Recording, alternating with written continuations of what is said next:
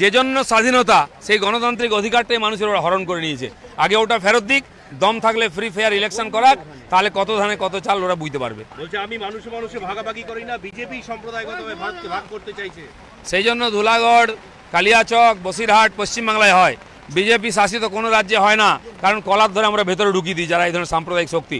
তার দম থাকলে ওরা একবার ওখানকার যারা সাম্প্রদায়িক শক্তি তাদেরকে জেলে ঢোকান, তারা বুক ফুলিয়ে ঘুরে বেড়াচ্ছে, পুলিশের হিম্মত নেই সেই দুষ্কৃতকারীদের গায়ে হাত দেয়।